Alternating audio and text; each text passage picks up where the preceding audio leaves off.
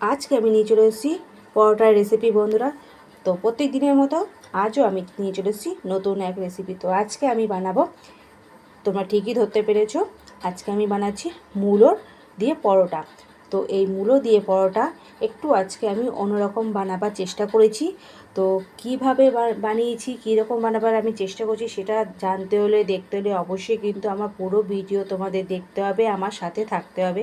তাই বলছি বন্ধুরা, তোমরা প্লিজ, আমার যত বন্ধু আছো তোমরা নতুন পুরনো সবার কাছে আমার একটাই অনুরোধ যে বন্ধু তোমরা প্লিজ আমার পুরো ভিডিওটা দেখো, দেখে তোমরা লাইক, শেয়ার আর কমেন্ট করো। নতুন যারা বন্ধু আছো তাদের কাছে আমার অনুরোধ যে বন্ধুরা তোমরা প্লিজ আমার চ্যানেলটাকে সাবস্ক্রাইব করে আমার পাশে থাকো। তোমরা যদি আমার পাশে থাকো তাহলে কিন্তু আমি জীবনে চলার পথে একটু উৎসাহ পাই, আর নতুন নতুন কিন্তু ভিডিও তাহলে আমি আনতে পারি, মনের মধ্যে একটু প্রেরণা জাগে।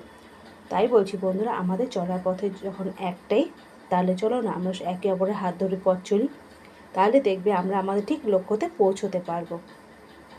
তো বন্ধুরা, এখানে কিন্তু আমি মূলোর খোসাগুলো ছাড়িয়ে আমি এইভাবে ঠিক ঘষে নেব, গ্রেট করে নিচ্ছি।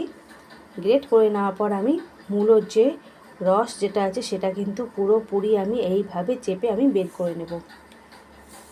পুরোপুরি চেপে চেপে আমি বের করে নিচ্ছি মূলোর রসটা, যাতে কোনো রকমভাবে ভেতরে জল না থাকে, মানে মূলোর মধ্যে যে রসটা থাকে সেই রসটা যাতে না থাকে।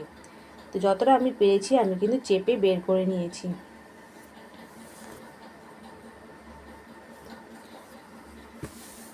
এই দেখো কতটা কিন্তু জল বেরিয়েছে, মানে মূলোর থেকে রসটা বেরিয়েছে। এই যে রসটা আছে এটা কিন্তু আমি ব্যবহার করব না, এটাকে আমি কিন্তু ফেলে দেবো। এই জলটা আমার কোনো কাজে লাগবে না, তো এটা আমি ফেলে দিচ্ছি এই জলটা। এবার দেখো পুরো ঝরঝরে হয়ে গেছে মূলোগুলো, ঠিক এরকমই আমার দরকার। তাই আমি কিন্তু ঠিক এরকমভাবে চেপে আমি রসটা বের করে নিয়েছি মূলো। আর এখানে আমি নিয়েছি 1 বাটি ময়দা আর 1 বাটি আটা, 2 বাটি আটা ময়দা নিয়ে নিয়েছি। তো আমার এখানে আমাদের মা ছেলের জন্য পরিমাণটা ঠিক আছে, তো আর আমাদের লাগবে, এতে আমাদের হয়ে যাবে। আর এখানে আমি মূলোর মধ্যে দিয়ে দিচ্ছি পেঁয়াজও আমি পুরো গ্রেট করে নিয়ে নিচ্ছি।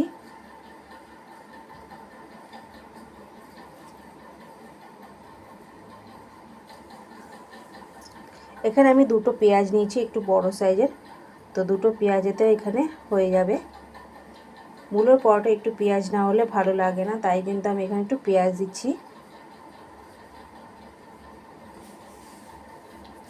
দিয়ে দেবো কাঁচা লঙ্কা,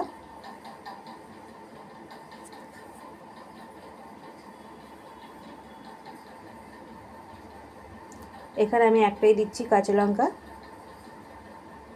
বেশি দেবো না, কারণ ঝালের পরিমাণটা বরাবরই আমাকে দেখে বুঝে দিতে হয়। তো এখানে আমি একটাই দিচ্ছি কাঁচা লঙ্কা, এর থেকে বেশি দিচ্ছি না। আর দিয়ে দিচ্ছি একটুখানি ধনে পাতাগুলোকে ভালো করে কিন্তু আমি আগে ধুয়ে নিয়েছি, ধুয়ে নিয়ে তারপরে কিন্তু আমি ছোটো ছোটো করে কেটে দেবো।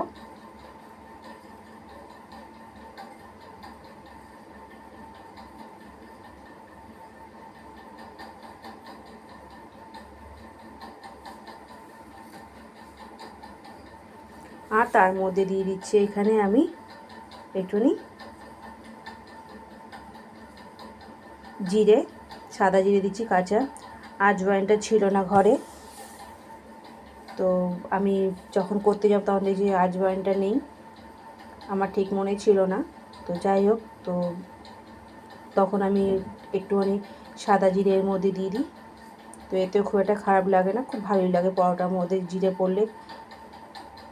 আর দিয়ে দিচ্ছি এর মধ্যে আমি চাট মশলা, নুন, আর দিয়েছি এখানে ধনে জিরে গুঁড়ো মশলা, সাথে একটুখানি পরিমাণে ছিল এখানে শুকনো লঙ্কা, যেটা একসাথে আমি বেটেছিলাম। ধনে জিরে আর লঙ্কা গুঁড়ো ভেজে আমি গুঁড়ো করে আমি দিয়েছি এর মধ্যে, দিয়ে ভালো করে কিন্তু আমি মিশিয়ে নিচ্ছি। লঙ্কাগুলো যে আছে, যে কাঁচা লঙ্কাগুলো ঠিক এইভাবে একটু নিয়ে আমি হাত দিয়ে ডলে দিচ্ছি, তাহলে ঝালটা বেরিয়ে আসবে।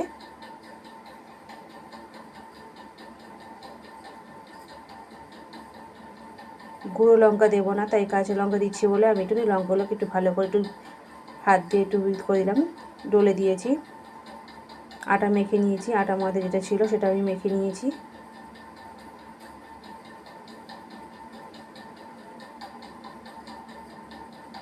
মেখে আমি কিছুক্ষণ রেখে দেবো এটা রেস্টে।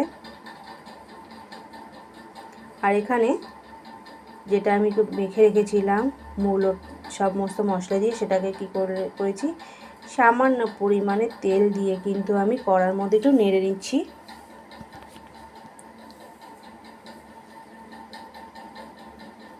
ঠিক এইভাবে কিন্তু আমি কড়ার মধ্যে একটু নেড়ে চেড়ে নিলাম, যাতে বাকি যে জলটা আছে, রসটা আছে, তার থেকে যাতে বেরিয়ে যায়, পুরোপুরি শুকনো হয়ে যায়।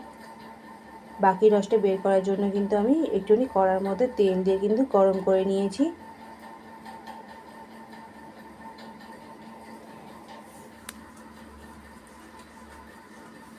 তারপরে যেটা আমি মেখেছিলাম আটা ময়দা, সেখান থেকে আমি গোল গোল করে ডো কেটে নেব।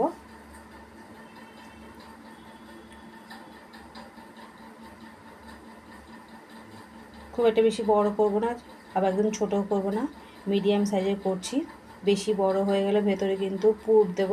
তোমরা ঠিকই ধরেছো, আমি কিন্তু ভেতরে পুর দিয়ে করছি, তাই কিন্তু বেশি বড় করলে ভালো লাগবে না, আবার একদম ছোট করলেও নয়।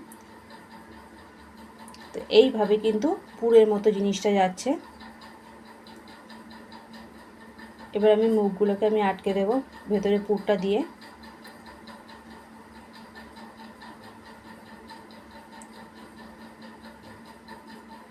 প্রত্যেকটা পিসে কিন্তু ঠিক এইভাবে করে নেব, ভেতরে পুর ঢুকিয়ে দেব, পুরোপুরি ভরে দেব পুর দিয়ে। মূলোর যে বানিয়েছিলাম মিশ্রণে সমস্ত কিছু মশলা দিয়ে, সেটা আমি এর মধ্যে ভরে দিচ্ছি।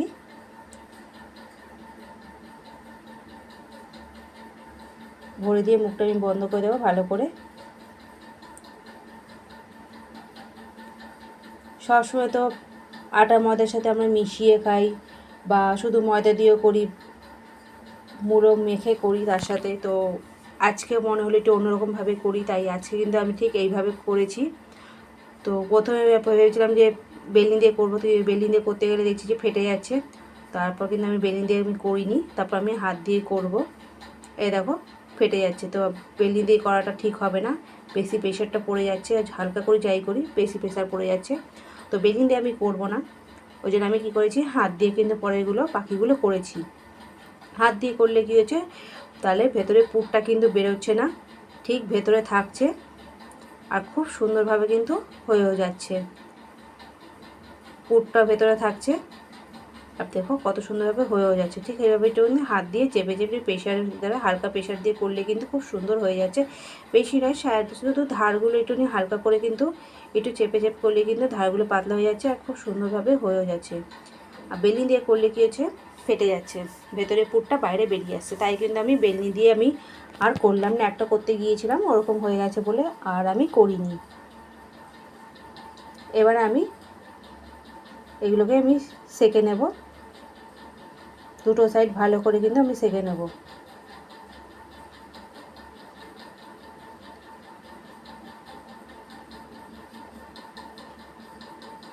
একটা সাইড হয়ে গেছে, তারপর আমি উল্টো সাইডটা পরের সাইডটা আমি উল্টে দিয়ে সেঁকে নিচ্ছি। ঠিক এইভাবে কিন্তু হাতের প্রেশারের দ্বারা কিন্তু আমি করছি। দেখো হালকা হাতে করতে হবে, যাতে ভেতরের থেকে পুরটা বাইরে বেরিয়ে না আসে।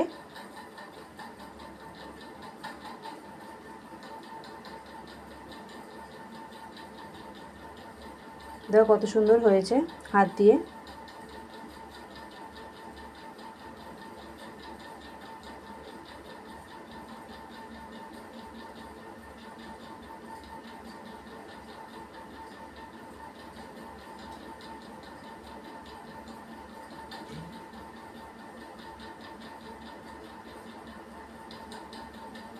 ঠিক এইভাবে করে করে কিন্তু আমি সেঁকে নেব, দুটো সাইড কিন্তু এইভাবেই আমি সেঁকে নেব।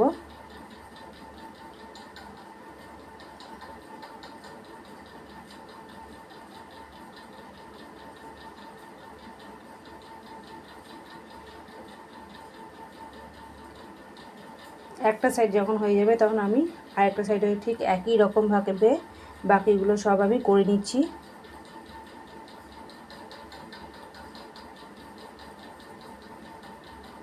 এ দেখো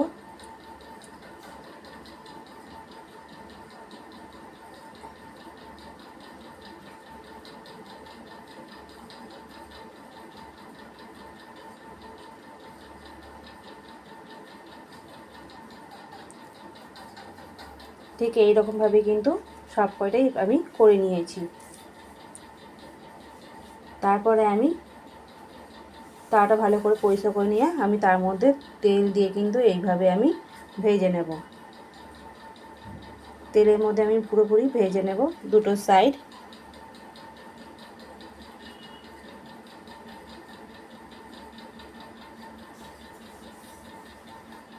তো বন্ধুরা, আমার আজকের রেসিপি তোমাদের কীরকম লাগলো মূলোর পরোটা, তোমরা কিন্তু অবশ্যই কমেন্টে জানাবে। আমার যদি কোনো রকমভাবে ভুল কিছু হয়ে থাকে সেটা কিন্তু তোমরা অবশ্যই জানাবে। তোমরা যদি আমার যদি ভুল যদি তোমরা যদি আমাকে বলো, আমাকে যদি না জানাও, তাহলে কিন্তু আমি সেই জিনিসটা জানতে পারবো না। আমি জানবো আমি যে জিনিসটা করছি সেটা ঠিকই করছি, কিন্তু ভুল মানুষও হতেই পারে। তো সেই জিনিসটা কিন্তু অবশ্যই তোমাদেরকে জানাতে হবে। তাই বলছি, একটা দিক যেরকম ভালো আছে আর একটা দিক সেরকম খারাপও আছে। তাই বলছি, যদি কোনোরকমভাবে আমার কোনো ভুল হয়ে থাকে তোমরাও কিন্তু সেটাও কিন্তু আমাকে কমেন্টে জানাও যে হ্যাঁ আমি এই জিনিসটা ভুল করেছি। তো আমার আজকের রেসিপি কীরকম লাগলো তোমরা কিন্তু অবশ্যই তোমরা আমাকে কমেন্টে জানাবে। তোমাদের কমেন্টের অপেক্ষায় কিন্তু বন্ধুরা আমি রইলাম।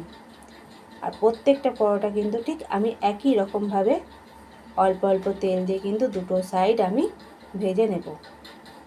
এই পরোটা কিন্তু আচার দিয়ে খুবই ভালো লাগে। তো আমি তো আচার দিয়ে খাবো এই পরোটা। তো তোমরা কিসের সাথে তোমাদের খেতে ভালো লাগবে তোমরা কিন্তু অবশ্যই আমাকে কমেন্টে জানাবে।